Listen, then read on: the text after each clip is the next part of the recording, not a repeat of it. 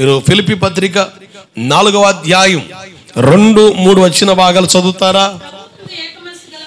ప్రభువునందు ఏక మనసు కలగలవారై ఉండుడని యువోదియాను సుంటికేను బ్రతిమలాడుకొనుచున్నాను అని పౌలు అపోస్తలుడు చెప్పిన విషయాన్ని మనం చూస్తున్నాం.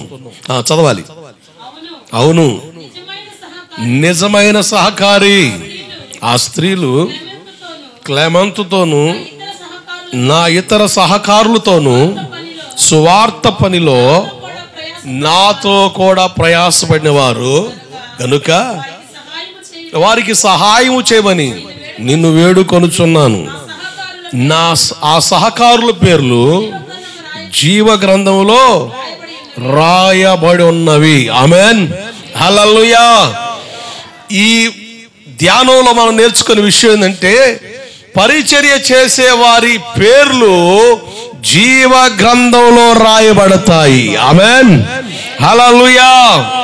పరిచర్యలో నమ్మకస్తులైన పరిచారకుల పేర్లు ఎక్కడ రాయబడతాయి? ఫ్యాన్ రెక్కల మీద, డేక్ష సిబ్రేక్ మీద. చెప్పండి, మన పేర్లు ఆడవాలనుకుంటాం ఫ్యాన్ రెక్కల మీద, డేక్ష సిబ్రేకుల మీద. మనం ఏదైనా వస్తువు ఇస్తే ఆ వస్తువుకి ఖచ్చితంగా రేడియం స్టిక్కర్తో ఖచ్చితంగా మన పేరు అంటిస్తాం, జ్ఞాపకార్థంగా. లేక దేవునికి బహుకరించారని మన పేర్లు కనబడాలని ఆశపడతాం. నేనంటాను, ఎక్కడ నీ పేర్లు కనబడాలని ఆశపడితే అక్కడ బహుమానం మిస్ అయిపోతావు. దేవుడట ప్రతి వానికి బహుమానం ఇస్తాడట. హల్లెలూయా, బహుమానం ఇస్తాడట. మనందరికీ దేవుడు బహుమతులు ఏర్పాటు చేశాడు. వాని పని తనాన్ని బట్టి దేవుడు వారికి జీతం ఇస్తాడట. ఎందుకు వస్తున్నాడు ఆయన? బైబిల్ చెబుతుంది ఆయన జీతం ఇవ్వడానికి రాబోతున్నాడు. ఆమేన్. మొదటిసారి వచ్చింది దేనికి? జీవితం ఇవ్వడానికి. ఎందుకు వచ్చాడు? మొదటిసారి ఎందుకు వచ్చాడు? జీవితం ఇవ్వడానికి. ఆయన జీవితాన్ని దారపోసాడు. రెండోసారి ఎందుకు వస్తున్నాడు? జీతం ఇవ్వడానికి వస్తున్నాడు. దేవుడికి స్తోత్రం కలుగునుగాక. దేనికి వస్తున్నాడు? వాని పనితనాన్ని బట్టి, క్రియలను బట్టి వానికి జీతం ఇస్తానన్నాడు. మొదటిసారి వచ్చి జీవితం ఇచ్చాడు. రెండోసారి రాబోతున్నాడు. ఎందుకు? జీతం ఇవ్వడానికి. ఆమేన్, హల్లెలూయా. చనిపోవలసిన మనల్ని, శిక్షకు అర్హులమైన మనల్ని, పనికిరాని మనలను, బ్రతకడానికి వీలు లేని స్థితిలో ఉన్న మనలను బ్రతికించాడు, బ్రతుకునిచ్చాడు. అలా బ్రతుకునివ్వడమే కాదు, మనకంటూ ఒక పని ఇచ్చాడు, మనకంటూ ఒక స్థానాన్ని ఇచ్చాడు, మనకంటూ ఒక స్థాయిని ఇచ్చాడు. అలా ఇచ్చిన దేవుడు మరలా రాబోతున్నాడు. ఎందుకంటే జీతం ఇవ్వడానికి. ఆమేన్. మొదటిసారి ఎందుకు వచ్చాడు చెప్పండి? చెప్పండి. మొదటిసారి ఎందుకు వచ్చాడు? ఇచ్చాడు జీవితం. రెండోసారి ఎందుకు వస్తున్నాడు? జీతం ఇవ్వడానికి వస్తున్నాడు. దేవుడికి స్తోత్రం కలుగునుగాక. హల్లెలూయా. నీ పనికి తగిన జీవితం దేవుడిస్తాడు. ఇక్కడ పౌలు అపోస్తలుడు అన్నాడు, వారి పేర్లు ఎక్కడ రాయబడతాయట? ఫ్యాన్ రెక్కల మీద. ఒక ఆయన అంటాడు, మీరు మా మందిరానికి సహాయం చేయండి, మేము బలిపీఠం కాడ ఎంతమంది అయితే మందిరానికి సహాయం చేశారో వాళ్ళ పేర్లు సిరాపలక మీద రాస్తాం. లేకపోతే యెరూషలేము నుంచి ఒక మొక్క తెచ్చి ఆ మొక్క ఆకులకి వారు పేర్లు తగిలిస్తాం. కొంతమంది చూడు, గుళ్ళు కాడ బయట శిలాపలక ఉంటుంది, 50 రూపాయలు ఇచ్చినోడు పేరు కూడా రాస్తాడా? ఎవరు? 50 రూపాయలు ఇచ్చిన పేరు కూడా. మీరు ఐసపాలెం రూట్ ఉంది, short cut water tank route. మీకు కొంత లెక్కలో గుడి కనబడుద్ది, అక్కడ శిలాపాలక కనబడుద్ది.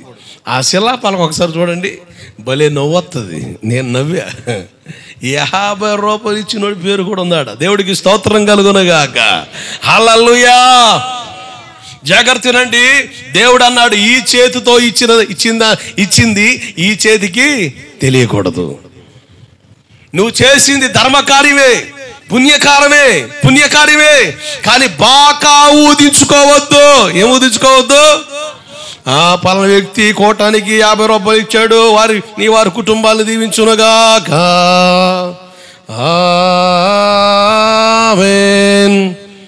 ఇదిగో పలానా తల్లి పరిచర్య కొరకు 116 ఇచ్చింది. ఎందుకు 116 అమ్మా?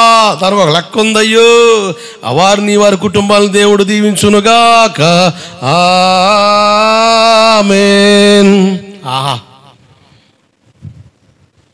ఎట్లాగే ఒక పాస్టర్ గారు సందా వసూలు చేశాడు కోటాలకి. దారిని పోతున్నప్పుడు ఒక తల్లి 10 రూపాయలు చేతులు పెట్టింది కోటానికి ఖర్చు పెట్టుకొని. ఎంత ఇదండి? మనం 10 రూపాయలు ఎవరికి ఇస్తాం? పిల్లలకి ఇస్తాం. అరే ఇదని కొనుక్కోరా అని. పాస్టర్ గారికి ఇచ్చింది 10 రూపాయలు. 10 రూపాయలుగా ఏం రాత్రి రాయలే. కోటం అయిపోయిన తర్వాత అవుట్ ఆఫ్ థ్యాంక్స్ ఉంటాయి, వందన సమర్పణ. ఆ టైం అందరి పేర్లు చదివారు. ఈ పేరు చదవలేదని నేను డబ్బు పాస్టర్ గారికి సందా ఇస్తే నా పేరు చదవడా, నేను గుర్తులేనా, అంత సీప్ అయిపోయినా. ఇన్సాల్ట్ చేసాడు నన్ను. ఏ సాల్ట్? ఇన్సాల్ట్ చేసాడు నన్ను అని చెప్పి లేచి వెళ్ళిపోతుంది ఆమె. ఎంత ఇచ్చిందయ్యా అంటే 10 రూపాయలు ఎంత ఇచ్చినట్టుగా ఉందయ్యా. ఎంత? 10 రూపాయలు. దానికి ఆమె ఫీల్ అయింది, ఇన్సాల్ట్. దేవుడికి స్తోత్రం కలుగునుగాక. హల్లెలూయా. మనం దేవుని పని కొరకు ప్రయాసపడిన ప్రతిదీ కూడా జ్ఞాపకార్థ పుస్తకంలో దేవుడు రాస్తాడు. ఆమేన్. హల్లెలూయా. నువ్వు ఎంత కష్టపడ్డా, తెర వెనకాల నలిగిపోయినా దేవుడు నీ పేరు జ్ఞాపకార్థ పుస్తకంలో రాస్తాడు. దేవుని దగ్గరికి వెళ్ళినప్పుడు నువ్వు పిలిచి నీకు బహుమానం ఇస్తాడు. హల్లెలూయా.